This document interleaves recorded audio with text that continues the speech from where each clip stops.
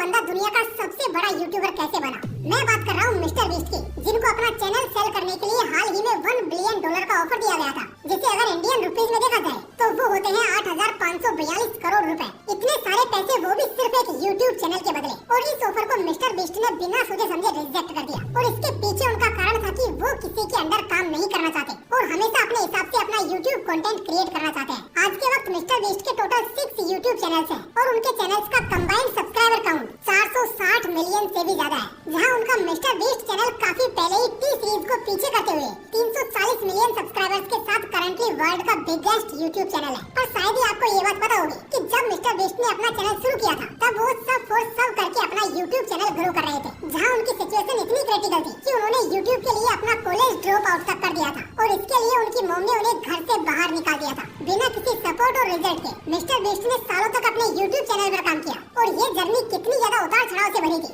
ये जानकर आप हैरान रह जाएंगे कि कितनी मुश्किलों में मिस्टर बीस्ट ने कंटेंट बनाना शुरू किया था और कितनी बार वो फेल होने के करीब थे। तो आज की इस वीडियो में हम मिस्टर बीस्ट की जर्नी को शुरुआत से जानते हुए ये जानने की कोशिश करेंगे कि कैसे जिम्मी नाम का एक मिडिल क्लास लड़का आज वर्ल्ड का नंबर 1 यूट्यूबर मिस्टर बीस्ट बन चुका है। शुरुआत होती है 1988 से, जब अमेरिका के कैंसस स्टेट में मिडिल क्लास फैमिली में जेम्स स्टीफन डोनाल्डसन का जन्म हुआ। अब उस वक्त किसको पता था कि ये वर्ल्ड का नंबर 1 यूट्यूबर मिस्टर बीस्ट बनने वाला है। जेम्स को प्यार से उसकी मॉम जिम्मी बुलाया करती थी, जिससे उन्हें अपना नाम जिम्मी मिला। जिम्मी को बचपन से ही पढ़ाई में लगाव नहीं था और ये बात उन्होंने काफी जल्दी समझ ली थी। इसी वजह से उन्होंने पढ़ाई पर समय न देकर अपने पैशन को फॉलो करना सही समझा। उस समय जिम्मी को यूट्यूब पर गेमिंग वीडियोस देखना बहुत पसंद था और अपने गेम के पैशन के चलते उन्होंने जल्दी ही ये फैसला कर लिया था कि वो अपना एक गेमिंग यूट्यूब चैनल बनाएंगे। आगे उन्होंने Greenville Christian academy private school से अपनी स्कूलिंग पूरी की और फिर ग्रेजुएशन के लिए ईस्ट कैरोलिना यूनिवर्सिटी को ज्वाइन किया। पर यूनिवर्सिटी में 2 हफ्ते पढ़ने के बाद ही उन्होंने फैसला कर लिया कि वो आगे अपनी पढ़ाई कंटिन्यू नहीं करेंगे। उन्हें पढ़ाई में बिल्कुल भी इंटरेस्ट नहीं आ रहा था, जिसके बाद उन्होंने कॉलेज ड्रॉप आउट कर अपने सपने को फॉलो करने का सोचा। इस फैसले से उसकी माँ बिल्कुल भी खुश नहीं थी और उनका गुस्सा जायज भी था, क्योंकि जिम्मी के पेरेंट्स का 2007 में ही डाइवोर्स हो चुका था और उसकी माँ अकेली थी जो अपने दोनों बेटों जिम्मी और सीजे को अकेले संभाल रही थी। किसी भी नॉर्मल फैमिली की तरह उसकी माँ चाहती थी कि जिम्मी अपने करियर में सेटल होकर एक अच्छी सी जॉब पकड़ ले। ये हर पेरेंट्स की अपने बच्चों से बेसिक एक्सपेक्टेशंस होती है, लेकिन जिम्मी को अपने यूट्यूब के आइडिया पर पूरा भरोसा था। इस वजह से उनकी माँ इतनी नाराज हो गई थी कि उन्होंने जिम्मी को घर से बाहर निकाल दिया और कहीं और जाकर रहने के लिए कहा। हालांकि कुछ समय बाद जिम्मी वापस घर लौटे और अपनी माँ को समझाया कि वो क्या करना चाहते हैं और किस तरह वो अपने इस रास्ते पर फेल नहीं होंगे। इसके बाद उसकी माँ ने भी उसका सपोर्ट करना शुरू कर दिया। अब कहानी 2012 में पहुँचती है, जहाँ जिम्मी ने अपना पहला YouTube channel mister beast 6000 create किया। लेकिन जरा रुकिए, ऐसा इंटरनेट पर लिखा गया है और आपको भी लगता होगा कि ये मिस्टर बीस्ट का पहला यूट्यूब चैनल है, जिसे हम मिस्टर बीस्ट के नाम से आज जानते हैं। और 2012 में उन्होंने अपना पहला यूट्यूब चैनल क्रिएट किया, लेकिन ये सच नहीं है। असल में 2011 में ही जिम्मी ने अपना पहला यूट्यूब चैनल क्रिएट किया था, जिसके बारे में रेयरली लोगों को पता है। उस चैनल पर वो गेमिंग से रिलेटेड कंटेंट डाला करते थे और उस चैनल का नाम था बीस्ट 5T। लेकिन जल्द ही उन्हें अपनी एक गलती का एहसास हुआ, जिस वजह से कुछ महीनों बाद ही उन्होंने अपना चैनल डिलीट करके नया चैनल शुरू करने का फैसला लिया। असल में उस वक्त जिम्मी ने अपने बीस्ट 5T चैनल को ग्रो करने के लिए सब फोर्स सब का यूज किया था, जिसमें आप सामने वाले किसी यूजर का चैनल सब्सक्राइब करते हैं और बदले में वो आपके चैनल को सब्सक्राइब करता है। इससे आपके सब्सक्राइबर्स तो बढ़ सकते हैं, लेकिन ना तो ये ऑर्गेनिक तरीका है और ना ही इससे आपको कभी रियल व्यूज आ सकते हैं। जिम्मी ने जल्द ही ये बात समझ ली थी कि इससे शायद एक दिन के लिए उनके सब्सक्राइबर्स तो बढ़ जाएंगे, लेकिन वो कभी भी बड़े यूट्यूबर नहीं बन पाएंगे। इसी वजह से उन्होंने अपना पुराना चैनल डिलीट कर दिया और कुछ महीनों बाद मिस्टर बीस्ट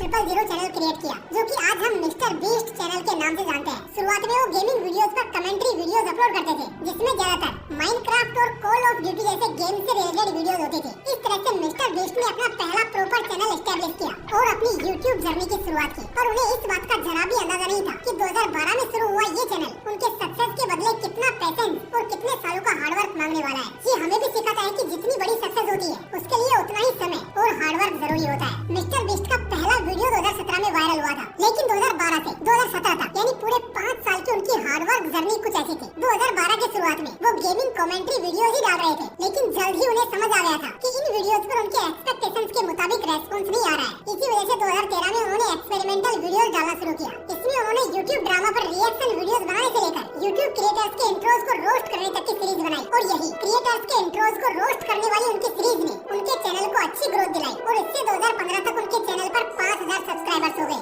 2016 में उनका टर्निंग पॉइंट आया, जब उन्होंने काउंटिंग टू 10,000 वाला वीडियो अपलोड किया, जिसमें उन्होंने 1 से 10,000 नंबर्स काउंट किए, जो कि काफी अलग थीम था। और इस वीडियो ने उन्हें काफी अच्छे व्यूज दिलाते हुए उनके चैनल को 10,000 सब्सक्राइबर्स तक पहुंचा दिया। इस समय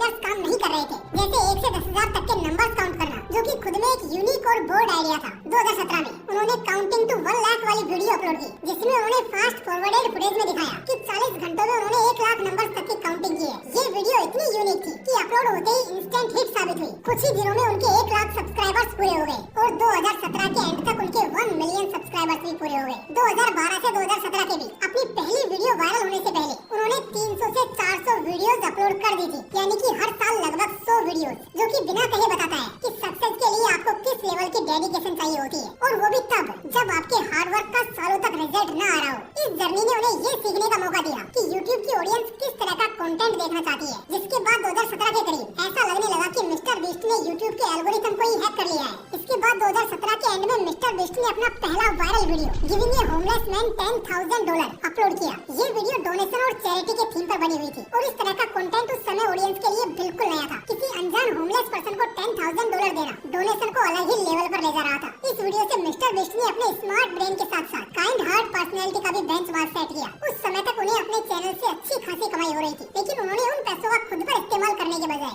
अपने वीडियोस के प्रोडक्शन में लगाने का फैसला लिया, ताकि न सिर्फ उनके चैनल की ग्रोथ हो बल्कि उन्हें यूनिक कंटेंट भी मिलता रहे। हालांकि अपनी मेहनत से कमाए हुए $10,000 किसी रैंडम पर्सन को देना आसान बात नहीं थी। इसी वजह से इस वीडियो के अपलोड होते ही उनकी ऑडियंस के साथ उनका एक अलग इमोशनल कनेक्शन बन गया और आखिरकार मिस्टर बीस्ट को अपनी सालों की मेहनत का रिजल्ट फाइनली दिखने लगा। ये वीडियो भी पिछले वीडियोस की तरह इंस्टेंट हिट साबित हुआ, जिसके बाद उन्होंने एक और डोनेशन से रिलेटेड वीडियो अपलोड किया, donating $30,000 to random Twitch streamers, जिसमें वो रैंडमली ट्विच स्ट्रीमर्स को $30,000 डोनेट कर रहे थे। अगर आप आज भी यूट्यूब पर एक्टिव हैं, तो आपने गौर किया होगा कि ये ट्रेंड अभी भी काफी पॉपुलर है। कई क्रिएटर्स रैंडम स्ट्रीमर्स को हाई सुपर चैट देते हैं। ये ट्रेंड 2017 में मिस्टर बीस्ट ने शुरू किया था और ये आज भी उतना ही फ्रेश और एंगेजिंग है। ये दिखाता है कि मिस्टर बीस्ट अपने वीडियोस के आइडियाज के लिए कितने विजनियर्स हैं।